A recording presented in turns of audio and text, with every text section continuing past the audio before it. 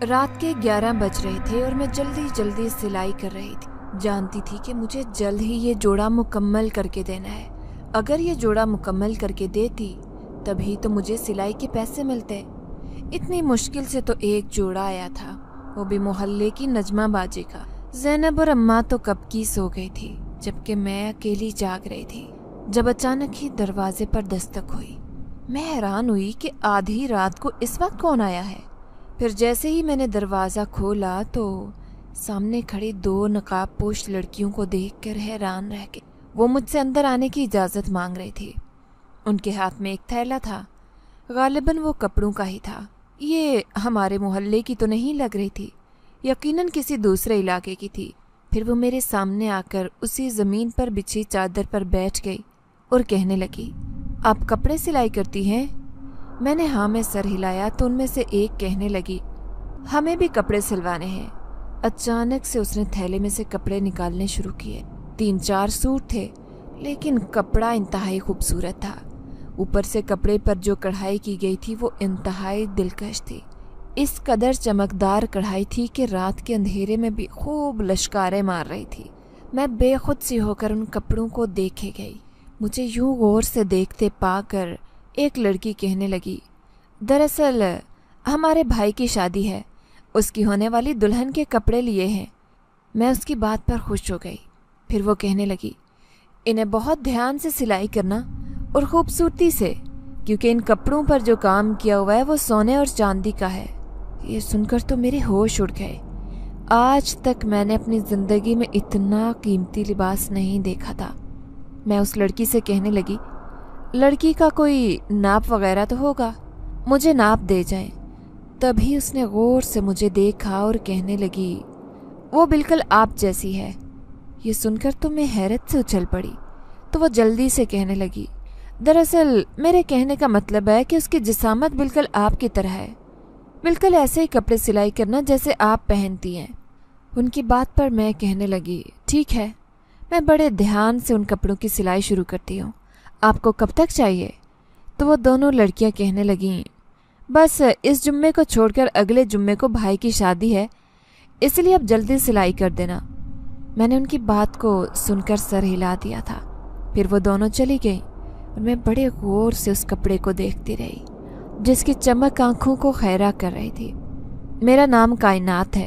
میرا تعلق ایک انتہائی غریب گھرانے سے تھا، جہاں میں اپنی چھوٹی بہن اور اماں کے ساتھ رہتی تھی۔ میری چھوٹی بہن کا نام زینب تھا، جو کالج میں پڑھائی کرتی تھی۔ اسے پڑھنے لکھنے کا بہت شوق تھا، جبکہ اماں میری بہت بیمار رہتی۔ میں بچپن سے ہی سلائی سیکھ کر لوگوں کے کپڑے سلائی کیا کرتی تھی اور اسی سے ہمارے گھر کا گزارا ہوتا۔ وقت کے ساتھ ساتھ میرے ہنر میں نکھار آتا گیا اور پھر لوگوں کو میرا کام بہت پسند آتا، لیکن مجھے افسوس اس بات کا ہوتا کہ جو بھی مجھ سے کپڑے سلائی کروایا کرتا وہ انتہائی کم معاوضہ دیتا، شاید اس لیے کیونکہ میں غریب گھرانے سے تعلق رکھنے والی لڑکی تھی۔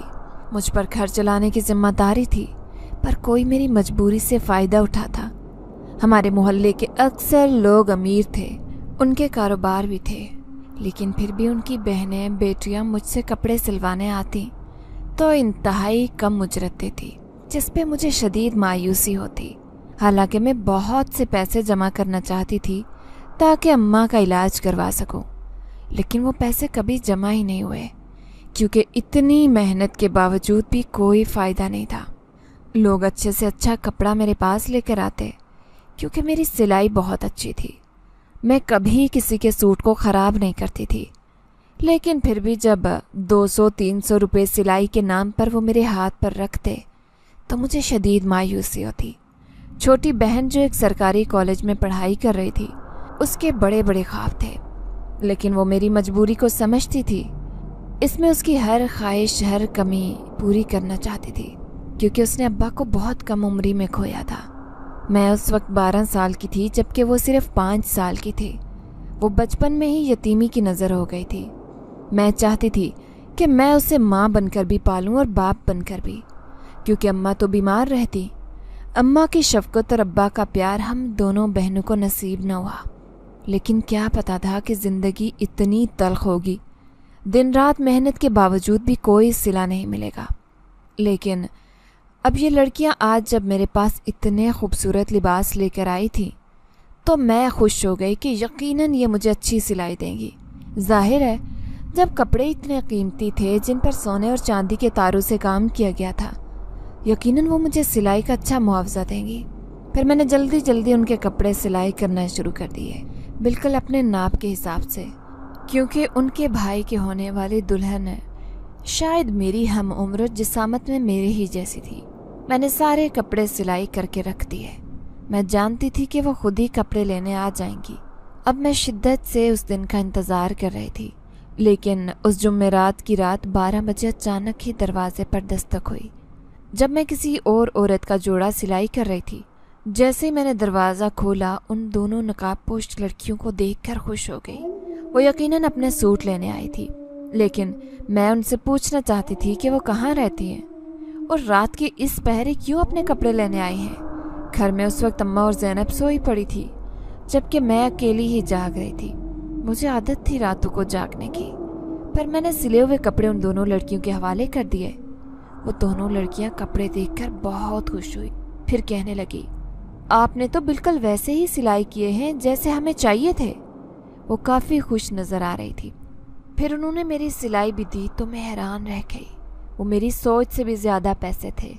اتنے ڈھیر سارے پیسے دیکھ کر میں بہت خوش ہوئی کہ جھجکتے ہوئے کہنے لگی، آپ نے سلائی بہت زیادہ دی ہے، میری سلائی اتنی نہیں بنتی۔ تو وہ مسکراتے ہوئے کہنے لگی، ہمارے بھائی کی شادی ہے، اسی خوشی میں ہم نے تمہیں یہ سلائی دی ہے۔ ویسے بھی پیسوں کی اور مال و دولت کی ہمارے پاس کوئی کمی نہیں ہے۔ یہ کہہ کر وہ دونوں اپنا سوٹ اٹھا کر چلتی بنی، جبکہ میں ان کے دیے ہوئے پیسے گنتی کر رہی تھی۔ آج پہلی بار کسی نے مجھے میری محنت کے حساب سے معاوضہ دیا تھا۔ میں تو دعا کر رہی تھی کہ وہ دوبارہ بھی مجھ سے کپڑے سلوانے آئے۔ ہو سکتا ہے کہ شادی کے کپڑے ہیں، کسی اور نے بھی سلوانے ہوں، نہ جانے یہ کہاں سے آئی ہیں۔ میں نے تو ان کا نام پتہ بھی نہیں پوچھا، لیکن میں خوش تھی کہ ایسے میرے گاہک میرے پاس آتے رہیں گے تو جلد ہی ہمارے حالات بدل جائیں گے، زینب کے سارے خواب پورے ہو سکیں گے اور اماں کا علاج بھی۔ اوپر سے ہمارے گھر کی چھت جو ہر بارش میں ٹپکتی تھی، جسے صحیح کروانے کا صرف ایک خواب ہی رہ گیا تھا۔ میں اس چھت کو بھی آنے والی انہی بارشوں سے پہلے ٹھیک کروانا چاہتی تھی۔ نہ جانے کتنی پریشانیاں تھی اس گھر میں، لیکن کوئی بھی میری پریشانیاں سمجھتا نہیں تھا، کیونکہ پورے گھر کی ذمہ داری صرف میرے کندھوں پر تھی۔ اگلے دن میں گھر کا کام کر رہی تھی جب ناہید باجی چلی آئی۔ وہ اسی محلے کی رہنے والی تھی، اپنے کپڑے لے کر آئی تھی۔ میں نے ان کا دیکھا، سوٹ بہت ہی خوبصورت تھا، تقریباً 5-6 ہزار کا۔ میں حسرت سے اس سوٹ کو دیکھ رہی تھی جو بہت ہی نرم و ملائم تھا۔ ان کے بھائی کی شادی تھی، اسی لیے وہ سوٹ سلوانے آئی تھی۔ پھر مجھے کہنے لگی، دیکھو کائنات، ویسے تو محلے کے درزی بھی مجھے کہہ رہے تھے کہ میں تمہارا سوٹ سلائی کر دوں گا، لیکن میں تمہارے حالات کا احساس کر کے سوٹ کو تمہارے پاس لائی ہوں۔ میرا سوٹ بہت مہنگا ہے، اسی لیے دھیان سے سلائی کرنا۔ میں نے فوراً ہی ہاں میں سر ہلا دیا۔ آپ فکر نہ کریں باجی، میں سوچ رہی تھی کہ وہ سوٹ کی تقریباً مجھے 500 سلائی تو دیں گی، لیکن جب انہوں نے میرے ہاتھ میں 300 روپے دیے تو میں حیران رہ گئی۔ اتنا مہنگا سوٹ لے کر آئی تھی، اگر مجھے بھی مناسب سلائی دے دیتی تو یہ کون سا غریب ہو جاتی۔ پھر میں ان کا سوٹ سلائی کرنے بیٹھ گئی۔ مشین زور زور سے چلا رہی تھی۔ اماں اور زینب کمرے میں سو گئی تھی۔ زینب بھی کبھی کبھار میری مدد کر دیا کرتی، لیکن اس کی پڑھائی بہت سخت تھی، اس لیے میں اس سے زیادہ کام نہیں لیا کرتی۔ ویسے بھی وہ میری چھوٹی بہن تھی، مجھ سے بہت سال چھوٹی۔ میں اس کا کسی ماں کی طرح خیال رکھتی۔ ابھی بھی رات کے 11:30 ہو رہے تھے جب میں وہ سوٹ مکمل کرنے ہی والی تھی کہ اچانک دروازے پر دستک ہوئی۔ پھر میں حیران رہ گئی۔ کنڈی لگانے کے باوجود وہ دونوں لڑکیاں اندر چلی آئیں۔ ان کے ہاتھ میں کپڑوں کا تھیلا تھا۔ میں ان لڑکیوں کو دیکھ کر خوش ہو گئی۔ آج پھر وہ مجھ سے کپڑے سلوانے آئی تھی۔ میں انہیں غور سے دیکھتے ہوئے کہنے لگی، آپ لوگ کہاں سے آئی ہیں؟ کون سے علاقے میں رہتی ہیں؟ تبھی میری بات سن کر انہوں نے ایک دوسرے کی طرف عجیب انداز میں دیکھا اور کہنے لگی، ہم اس علاقے کی نہیں ہیں، یہاں سے بہت دور رہتے ہیں۔ یہ وہ جنگل ہے نا جس میں پرانا قبرستان ہے؟ हम उसके पीछे रहते हैं। उनकी अजीब व गरीब सी आवाज़ सुनकर मेरे पूरे वजूद में सनसनी दौड़ गई, लेकिन मैंने उनके लाए हुए कपड़े देखना शुरू कर दिए जो बहुत ही खूबसूरत थे।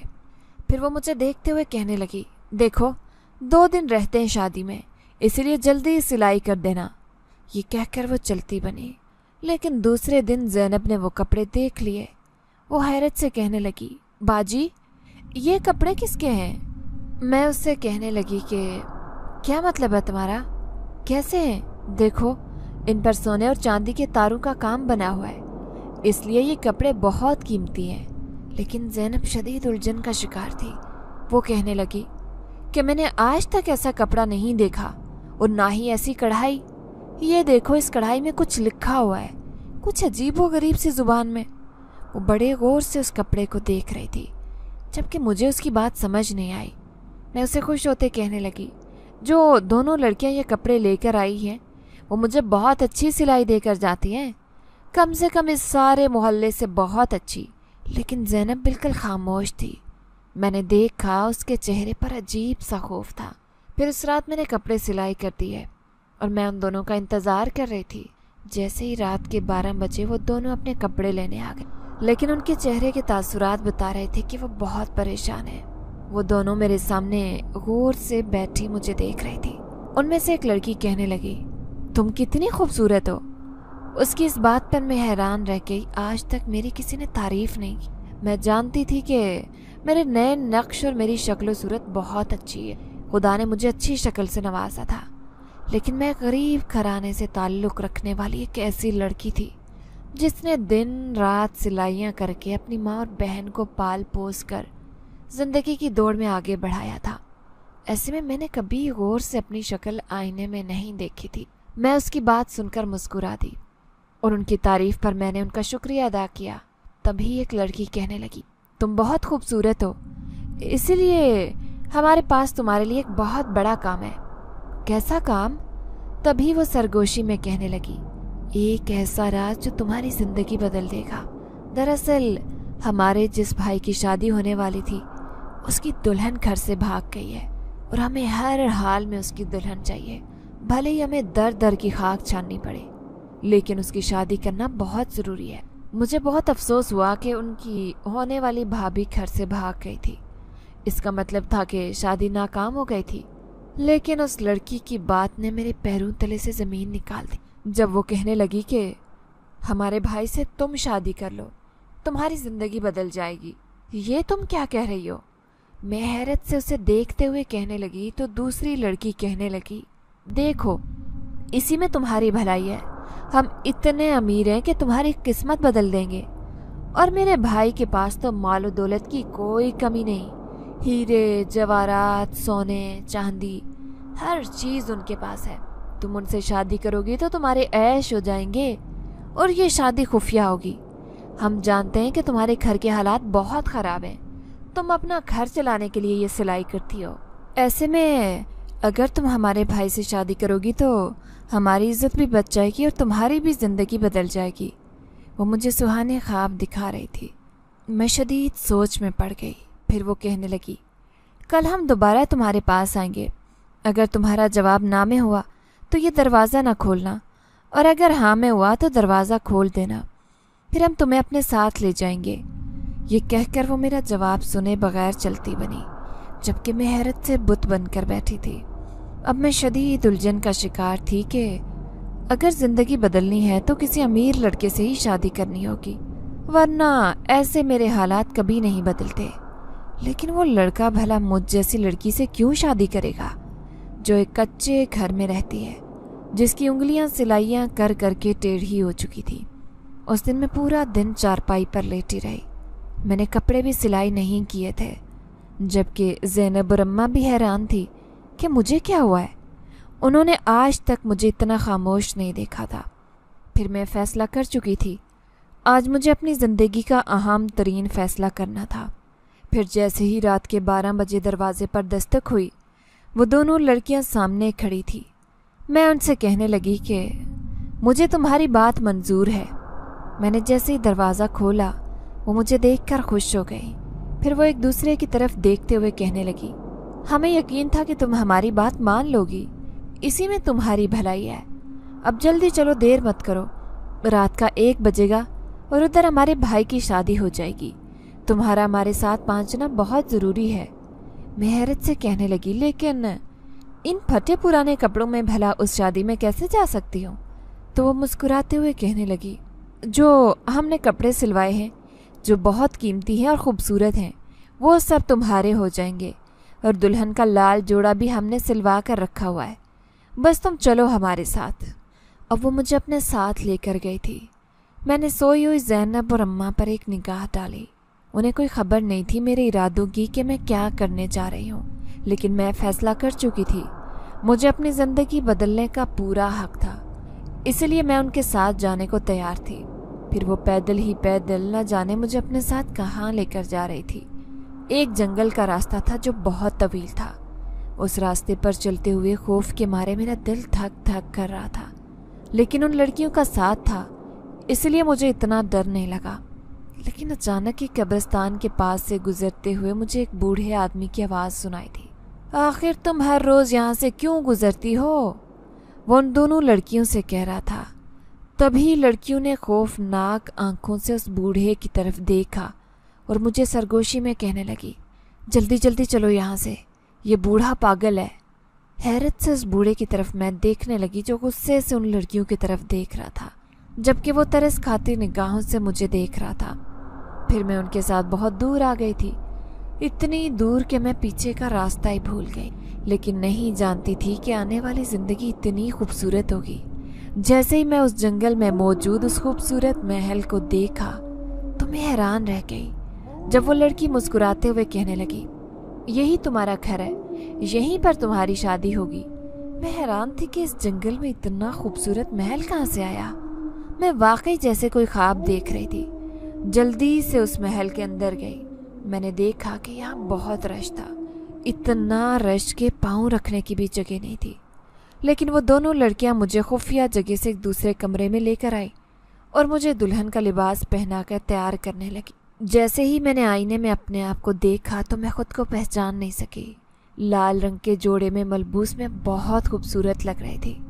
फिर वो दोनों लड़कियां मुझे अपने साथ नीचे लेकर गई। सब लोग मुझे घेर कर खड़े हो गए।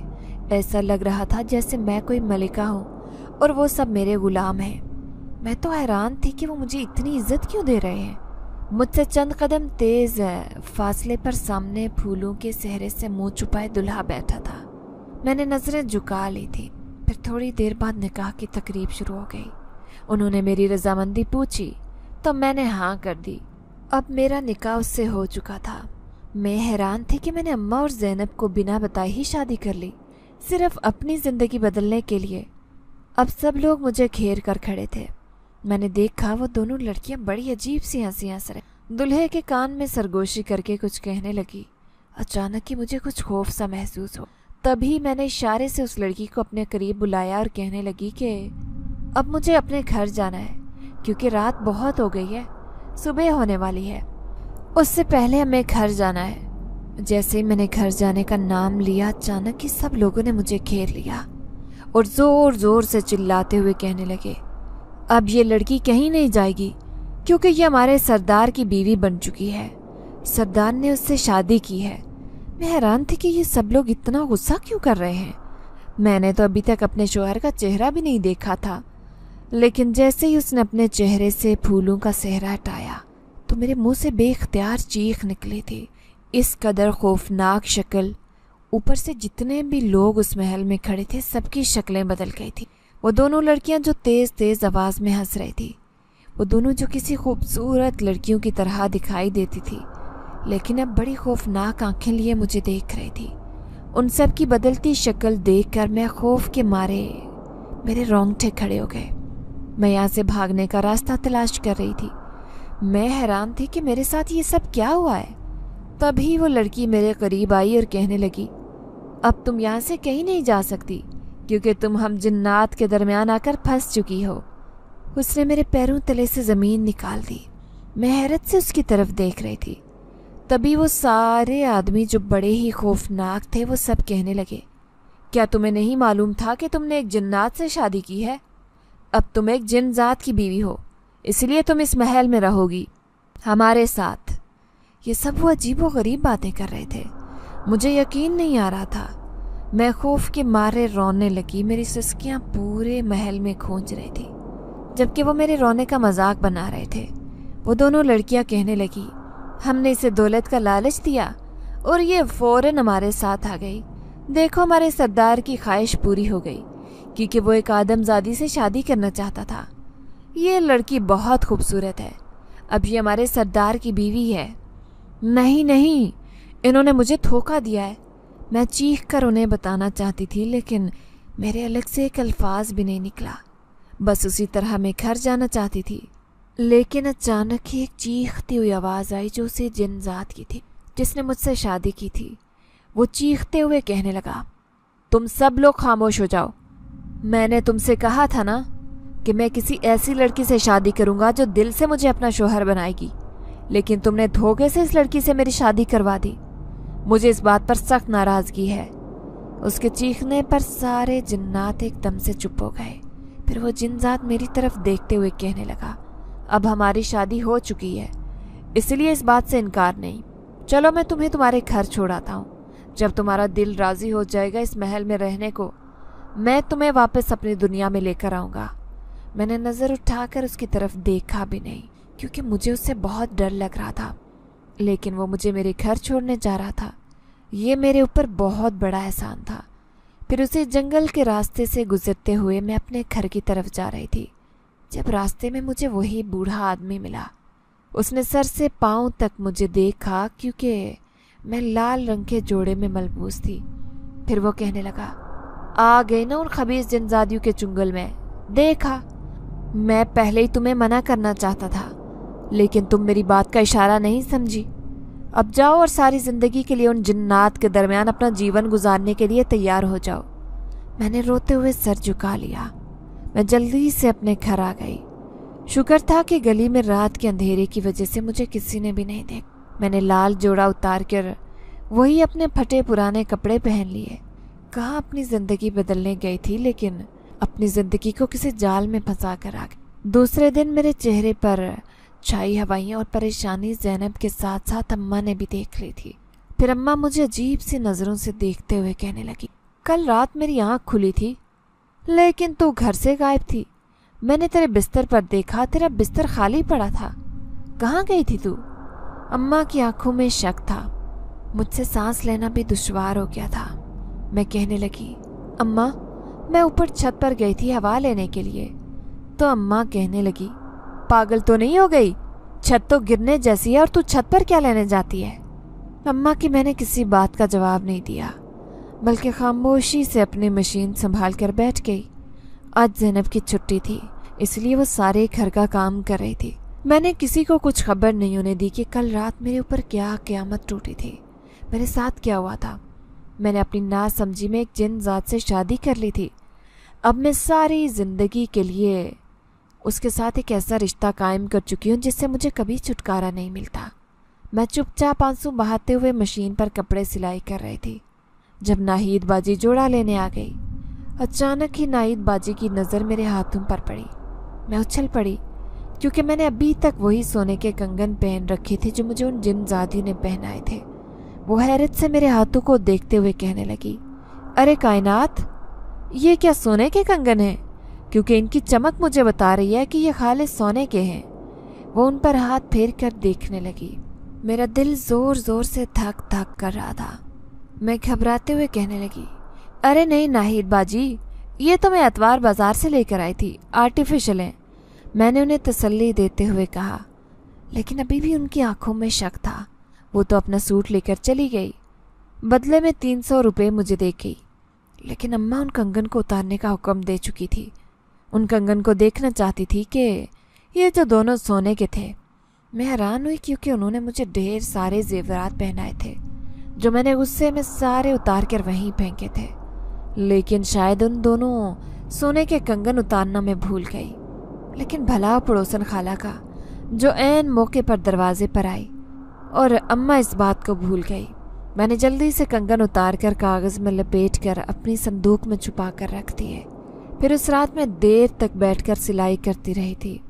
मुझे खबर ही नहीं हुई कि कोई चुपके से मेरे सामने आकर बैठ गया। मैंने जैसे ही सिलाई करते हुए नज़र उठाकर देखा, वो मेरे सामने ही था, बड़ी अजीब अजीब नज़रों से देखता हुआ। खौफ के मारे मेरे रोंगटे खड़े हो गए। मुझे यूं डरता देखकर वो कहने लगा, इतना क्यों घबरा रही हो, तुम मेरी बीवी हो। मैं चीख चीख कर उसे कहना चाहती थी कि मैं तुम्हारी बीवी नहीं हूँ, ये शादी सिर्फ एक धोखे से हुई है। भला एक आदमजादी की शादी किसी जिनजात से कैसे हो सकती है। लेकिन वो मेरे सामने बैठा था और मेरे हाथों में ठंडे पसीने आ रहे थे। मुझे यूं घबराते देखकर वो कहने लगा, देखो, जितनी भी जिंदगी में तुम्हारी ख्वाहिश है, तुम अपनी सारी ख्वाहिश पूरी कर सकती हो। मैं तुम्हारी मदद करूँगा, इसलिए तुम्हें मुझसे डरने की ज़रूरत नहीं है। अचानक ही उसने मेरे सामने कपड़े में लिपटी एक चीज़ रखी और खुद वहाँ से गायब हो गया। मैंने जैसे ही वो कपड़ा खोलकर देखा तो मैं हैरान रह गई। वो एक चमकती हुई खूबसूरत हीरे की अंगूठी थी। उस अंगूठी को मैं हैरत से देख रही थी कि अचानक मुझे अपने कान में सरगोशी सुनाई दी, ये मेरी तरफ से तुम्हारे लिए पहला तोहफा है। ऐसे में कई कीमती तोहफे तुम्हें मिलते रहेंगे। मैं उस आवाज़ पर पागलों की तरह इधर उधर देखने लगी। जिसकी ये आवाज़ थी वो सामने नहीं आया था, लेकिन मैं अच्छी तरह जानती थी कि ये वही जिनजात है। फिर अगले ही दिन मैंने वो दोनों सोने के कंगन बेच दिए थे चुपके से बाजार जाकर, और उनकी कीमत मुझे लाखों में मिली थी। अब मैं अपने घर की छत की तामीर करवा सकती थी। वो घर जो बिल्कुल खंडर बन चुका था, अगर मैं उस पर पैसे लगाती तो शायद ये भी किसी महल की तरह नजर आने लगता। लेकिन फिर जब मैंने छत की तामीर करवाना शुरू की तो सारे मोहल्ले के लोग हैरान रह गए। खुद अम्मा और ज़ैनब भी बड़ी हैरान थी। ज़ैनब कहने लगी, बाजी, तुमने इतने ढेर सारे पैसे जमा कर लिए, हमें बताया भी नहीं। लेकिन मैं उन्हें क्या बताती कि मैंने तो एक फूटी कौड़ी भी जमा नहीं की थी। ये सब उसकी वजह से हो रहा था जिससे मैंने शादी की थी। आहिस्ता आहिस्ता घर तामीर होने लगा। पक्की छत बनने के बाद घर बहुत अच्छा लगने लगा। अभी और भी ज़रूरत थी, लेकिन ज़ैनब को अपने कॉलेज की फ़ीस के लिए पैसे चाहिए थे। मैंने उसे भी पैसे दे दिए, लेकिन मोहल्ले की सारी औरतें कह रही थी कि कायनात ने अपनी सिलाई के पैसों से घर बनवाया है। घर तो तामीर हो चुका था, थोड़े से पैसे बचे तो मैंने उनसे रंग रोगन करवा लिया। अब उस घर में सुकून था, लेकिन मैं जानती थी कि एक दिन वो जिनजात मुझे वापस अपनी दुनिया में ले जाएगा। फिर उस रात में सिलाई कर रही थी जब वो अचानक मेरे सामने आया। उसे देखकर मैं बुरी तरह डर गई। फिर वो कहने लगा, तुम इतनी मेहनत करती हो, मुझे अच्छा नहीं लगता, क्योंकि मैं तुम्हारी ज़िंदगी पुरआसाइश बनाना चाहता हूँ। मैं अपने कबीले का सरदार हूँ। मैं घबराए हुए लहजे में उससे कहने लगी, लेकिन मुझे मेहनत करना पसंद है, मैं शुरू से ही मेहनत करती आई हूँ। ये सुनकर वो मुस्कुराया, फिर कहने लगा, तुम एक मेहनती लड़की हो, इस बात की मुझे खुशी है, लेकिन अब तुम सिर्फ आराम करोगी किसी शहजादी की तरह। उसकी चमकती आंखें मुझे देख रही थी। फिर तो जैसे हर रोज़ वो मुझे अच्छे अच्छे कीमती तोहफे देने लगा, जिसे पाकर मेरी ज़िंदगी यूं बदलने लगी कि मुझे खुद पर भी यकीन नहीं आ रहा था। अम्मा का इलाज एक बहुत बड़े अस्पताल में हो रहा था, जबकि जितने भी ख्वाब थे वो सब पूरे हो रहे थे। लेकिन मैं जानती थी कि मैं ज़िंदगी भर उसी की अमानत रहूँगी, जो हर रात मेरे सामने आता। अब मैं सिलाई नहीं करती थी, बल्कि मैंने अपने घर में एक सिलाई सेंटर खोल लिया था। मैं मोहल्ले की दीगर बच्चियों को हुनरमंद बना रही थी। लेकिन जैसे ही घर के हालात बदले, घर में अच्छे से रिश्ते आने लगे। कितने ही मोहल्ले के लोग थे जो मुझे अपने घर की बहू बनाना चाहते थे, लेकिन वो मेरे बदले हालात से वाकिफ़ नहीं थे कि मेरे हालात इतनी जल्दी कैसे बदल गए। लेकिन उन सब की ख्वाहिश थी कि मैं ऐसे ही हुनरमंद और मेहनती लड़की हूँ कि उनके बेटे की शादी मुझसे हो जाए। फिर उस दिन वो लोग रिश्ता लेकर आए थे, जब अचानक ही मुझे पता चला कि अम्मा ने उनसे मेरा रिश्ता तय कर दिया। न जाने मुझे उस दिन क्या हुआ था कि मेरी आंखें लाल अंगारा हो गई। उन लोगों के सामने मैं चीखते हुए कहने लगी कि मुझे इन लोगों से कोई रिश्ता नहीं रखना, क्योंकि ये बहुत ही नीच और घटिया है। वो लोग मेरी ज़ुबान देखकर हैरान रह गए, फिर तौबा करते हुए उस घर से चले गए। अम्मा गुस्से से मुझे देखते हुए कहने लगी, कायनात, तुझे क्या हुआ है? तू तो इतनी नरम मजाज और सब्र करने वाली लड़की थी, आखिर तेरा रवैया ऐसे कैसे बदल गया? मैं खुद भी नहीं जानती थी कि मुझे क्या हुआ, लेकिन एक बात मैं अच्छी तरह जानती थी कि जिनजात मेरी कभी भी शादी नहीं होने देगा। उस रात मैं अकेली अपने घर की छत पर बैठी थी जब मुझे अपने पीछे सरगोशी सुनाई दी। कब तक हमारे महल में जाओगी? देखो वहाँ सब तुम्हारा इंतजार कर रहे हैं। उनके सामने तुम्हारी और मेरी शादी हुई थी। मैंने जैसे ही पलट कर देखा तो मैं जैसे तड़प उठी। वो सामने ही खड़ा था। ऐसा लग रहा था जैसे जबरदस्ती मुझे अपने साथ लेकर जाएगा। मैं घबराए हुए लहजे में उससे कहने लगी, मैं उन जिन्नात की दुनिया में नहीं जाऊंगी, क्योंकि मुझे वहाँ पर बहुत खौफ महसूस होता है। मैं खौफ से मर जाऊंगी। तो वो कहने लगा, लेकिन एक बात याद रखना, तुमने मुझसे शादी की है।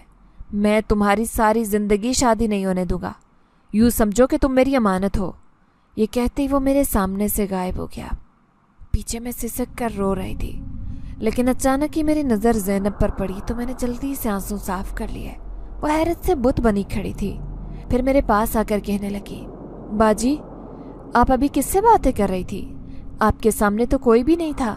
किसे देखकर रो रही थी? उसके पास सवालों का अंबार था, जबकि मेरे पास किसी सवाल का कोई जवाब नहीं था। मैं खामोशी से चुपचाप नजरें झुकाए खड़ी रही। फिर ज़ैनब की तरफ देखते हुए कहने लगी, मैं तुम्हारी शादी करना चाहती हूँ। तुम्हारा ग्रेजुएशन मुकम्मल हो गया है। देखो अब यही उम्र होती है शादी की। ज़ैनब हैरत से कहने लगी, लेकिन बाजी पहले आपकी शादी होनी चाहिए। आपके लिए इतने अच्छे अच्छे रिश्ते आ रहे हैं, आखिर आप हाँ क्यों नहीं कर देती? अब मैं उससे क्या बताती कि मेरी क्या मजबूरी है। मैं सारी ज़िंदगी शादी नहीं करूँगी। ये फ़ैसला मैं कर चुकी थी। अम्मा और ज़ैनब को एक अच्छी ज़िंदगी देने के लिए मैंने अपनी ज़िंदगी कुर्बान कर दी थी। मैंने अम्मा से कह दिया कि मैं शादी नहीं करूँगी। आप ज़ैनब के लिए रिश्ते तलाश करें। मैं उसकी शादी किसी शहजादी की तरह करूँगी। उसकी शादी में किसी चीज़ की कमी नहीं होनी चाहिए। मेरा सेंटर इलाके का मशहूर सेंटर था। यहाँ पर खूब सारी बच्चियाँ दाखिला लेने आती। हर कोई कहता कि आपका अखलाक बहुत अच्छा है। मैं उनकी बात पर मुस्कुरा देती। मैं कैसे बताती कि मैंने ज़िंदगी की बहुत सी तलखियों का सामना किया है और उन्हीं तलखियों ने मुझे बहुत बाअखलाक बना दिया था। अब ज़ैनब के लिए रिश्ता आया तो फ़ौरन ही मैंने और अम्मा ने हाँ कर दी। वो लड़का बहुत ही खूबसूरत और पढ़ा लिखा था। ज़ैनब की शादी एक बहुत अमीर घराने में होने जा रही थी। इस बात की मुझे बहुत खुशी थी, वरना हमारे कच्चे घर में भला किसने रिश्ता लेकर आना था। मैं दिल में सोचती कि ये सब उसी जिन की वजह से हुआ है। उसी ने तो मुझे इतनी दौलत दी, उसी ने मेरी ज़िंदगी बदल दी, वरना शायद मेरे हालात कभी न बदलते। कि उस दिन मैं कमरे में रखी सारी चीज़ें देख रही थी कि किसी चीज़ की कमी तो नहीं है। अचानक ही मुझे अपने पीछे सरगोशी सुनाई दी, मैं भी तुम्हारी बहन को तोहफा देना चाहता हूँ। मैंने जैसे ही पलट कर देखा वो जिन जात मेरे पीछे खड़ा था। मैं हैरान होकर उसे देख रही थी, जिसके हाथ में बड़ी सी थाली थी। उसके पीछे एक जिनजादी भी खड़ी थी। ये वही थी जो मेरे पास कपड़े सिलवाने आते थे। फिर उसने वो तोहफा मेरे सामने रख दिया और कहने लगा, ये तुम्हारी बहन की शादी का जोड़ा है, जिस पर सोने और चांदी के तारों से काम बना हुआ है। उसे देखकर तुम्हारी बहन बहुत खुश होगी। उससे ये भी कहना कि जो जिन्नात उसके रिश्तेदार हैं उन्होंने उसे ये तोहफा दिया है। ये तो मैं कभी भी उसे नहीं बता सकती थी, लेकिन जानती थी कि वो जिन्नात कभी भी मेरा पीछा नहीं छोड़ेगा, क्योंकि वो खुद को मेरा शोहर मानता है। उनके सामने तो मैं कुछ बोल नहीं पाई थी, लेकिन दूसरे दिन जब मैंने अपनी छोटी बहन को लाल रंग का लिबास दिखाया तो उसे देखकर उसकी आंखें हैरत से फटी की फटी रह गईं, क्योंकि वो बहुत खूबसूरत था। जब मैंने उसे बताया कि इसका जो काम है वो बहुत कीमती है तो ये सुनकर उसके होश उड़ गए। वो कहने लगी, बाजी कैसे हो सकता है, मैं इसे नहीं पहनूंगी, बल्कि अपनी शादी में आप इसे पहनेगी। मैं उसकी बात सुनकर उदास हो गई।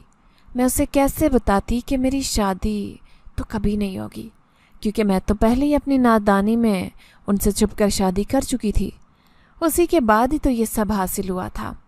फिर आखिरकार उसकी शादी हो गई, बड़ी धूमधाम से। लेकिन मैं देख रही थी कि शादी की तकरीब में जो आंखें मुझे चुप चुप कर देख रही थी, मैं कभी नहीं चाहती थी कि वो आंखें मेरा पीछा कर रही होंगी। लेकिन ज़ैनब की शादी को एक हफ्ता ही हुआ था जब उसके ससुराल से मेरा रिश्ता आया। सब लोग हैरत का इजहार कर रहे थे कि बड़ी बहन की शादी क्यों नहीं हुई, आखिर छोटी की शादी पहले क्यों की गई। लेकिन हम किसी को जवाब देने के पाबंद नहीं थे। अब ज़ैनब के जाने के बाद घर बहुत खाली हो गया था, लेकिन सिलाई सेंटर की वजह से मेरा दिल बहला रहता। میں نے تو سلائی چھوڑ دی تھی، لیکن پرانی یادیں ذہن میں آتی تو بڑی حیران ہوتی کہ زندگی کا ایک حصہ میں نے کیسے گزارا تھا۔ پھر اس رات میں اکیلی بیٹھی تھی جب وہ دونوں لڑکیاں جو جن زادیاں تھیں مجھے لینے آئی۔ میں انہیں سامنے دیکھ کر گھبرا گئی۔ پھر وہ کہنے لگی، آج تو تمہیں ہمارے ساتھ جانا ہوگا، کیونکہ ہمارے محل میں ایک بہت شاندار تقریب ہے جہاں پر بڑے بڑے سردار جنات آئیں گے۔ وہ تم سے ملاقات کرنا چاہتے ہیں، کیونکہ ہمارے سردار نے اتنے سال گزرنے کے باوجود بھی اس لیے شادی نہیں کی کیونکہ وہ ایک آدم زادی سے پہلی شادی کر چکا ہے۔ آج ہم تمہیں اپنے ساتھ لے کر جائیں گے۔ میں غصے سے کہنے لگی، تم دونوں دھوکے باز ہو، تم نے مجھے دھوکہ دیا۔ میں نہیں جانتی تھی کہ تم مجھے کہاں لے کر جا رہی ہو، لیکن تم نے میری شادی کروا دی۔ اب میں ہرگز تمہارے ساتھ نہیں جاؤں گی۔ تبھی وہ دونوں جن زادیاں غضبناک ہو کر کہنے لگی، دیکھو، ابھی تو ہم تمہیں لینے آئے ہیں، لیکن تھوڑی دیر بعد ہمارا پورا قبیلہ یہاں پہنچ جائے گا۔ وہ سارے جنات ہوں گے جو تمہیں لینے آئیں گے۔ یہ سن کر میں ڈر گئی اور ان کے ساتھ جانے پر راضی ہو گئی۔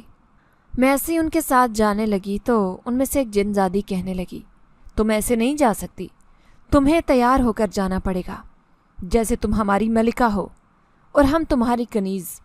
ان کی عجیب و غریب بات پر میں حیران رہ گئی۔ پھر میں نے خوبصورت سا نیلے رنگ کا لباس پہن لیا۔ میں جانتی تھی کہ میں ان کی پابند ہوں، کیونکہ میں نے ان کا بہت بڑا احسان لیا تھا۔ ان کے احسان کے بوجھ تلے میں مکمل طور پر دب چکی تھی، ابھی بھی ان کے ساتھ جانے پر مجبور تھی۔ میں نے اماں کی طرف دیکھا جو گہری نیند سو رہی تھی۔ پھر میں ان کے ساتھ ان کی دنیا میں چلی آئی۔ راستے میں مجھے پھر وہی بوڑھا نظر آیا جسے میں کئی سال بعد دیکھ رہی تھی۔ وہ ایک درخت کے نیچے بیٹھا تھا، پھر میری طرف افسوس بھری نظروں سے دیکھتے ہوئے کہنے لگا، جو دولت کا لالچ کرے گا وہ ایسے ہی ساری زندگی مشکلات میں گرفتار رہے گا، اسی لیے سوچ سمجھ کر فیصلہ کرنا چاہیے۔ وہ جیسے بنا جانے یار بات سمجھتا تھا۔ میری آنکھوں میں آنسو آ گئے۔ وہ بالکل ٹھیک کہہ رہا تھا۔ میں واقعی ایک لالچی لڑکی تھی جس نے بغیر سوچے سمجھے ایک بہت بڑا قدم اٹھایا تھا، وہ بھی صرف اپنے گھر والوں کے لیے۔ پھر میں ان کے محل میں آ گئی۔ سردار حیران تھے کہ ایک جنات کے سردار نے کیسے آدم زادی سے شادی کر لی، لیکن جیسے ہی میں اس تخت پر جا کر بیٹھی، اچانک میری نظر ایک لمبے چوڑے وجود پر پڑی جس کی دہشت سے میں سہم گئی تھی۔ نہ جانے کون تھا، لیکن پھر بعد میں مجھے پتہ چلا کہ یہ شہنشاہ جنات ہے جو اس تقریب میں خاص طور پر مجھ سے ملاقات کرنے کے لیے آیا تھا۔ پھر اس نے اکیلے میں مجھے بلوایا اور کہنے لگا، لڑکی، کیا تم اپنی مرضی سے یہاں آتی ہو؟ میرا دل چاہ رہا تھا کہ میں انکار کر دوں اور کہہ دوں کہ انہوں نے مجھے دھوکہ دیا، میرے ساتھ زبردستی کی شادی کی۔ مجھے یہ معلوم نہیں تھا کہ میری شادی ایک جن ذات سے ہو رہی ہے، لیکن میں اسے ایک لفظ بھی نہیں کہہ سکی۔ میں نے اس شہنشاہ جنات سے کہہ دیا، جی ہاں، میں اپنی خوشی اور مرضی سے اس محل میں آتی ہوں، کیونکہ میں نے اپنی زندگی بدلنے کے لیے ایک جن ذات سے شادی کی ہے۔ سو یہاں کا جو سردار ہے۔ یہ سن کر وہ خوش ہو گیا۔ پھر سب کے سامنے کہنے لگا، یہ لڑکی اپنی مرضی سے یہاں آتی ہے، ہمیں اس بات کی خوشی ہے۔ یہ سن کر سب لوگ زور زور سے تالیاں بجانے لگے۔ وہ لوگ جوش و خروش سے جشن منا رہے تھے، لذیذ کھانے سے سب کی خاطر تواضع کر رہے تھے، جبکہ میں بالکل خاموش بیٹھی تھی۔ تبھی وہ سردار جو اپنے آپ کو میرا شوہر سمجھتا تھا، وہ مجھے آ کر کہنے لگا، آؤ میں تمہیں اپنا محل دکھاتا ہوں۔ میں اس کے ساتھ جانا تو نہیں چاہتی تھی، لیکن اس کی بات ماننا بھی بہت ضروری تھا، کیونکہ مجھے ان سب سے بہت ڈر لگتا تھا۔ پھر وہ مجھے اپنے محل میں لے کر آیا جو بہت ہی خوبصورت تھا۔ میں اس کی خواب گاہ کو دیکھ کر حیران رہ گئی، جہاں ریشمی پردے اور کیا کیا خوبصورت چیزیں رکھی تھی۔ یہ دنیا ہماری دنیا سے بہت الگ تھی۔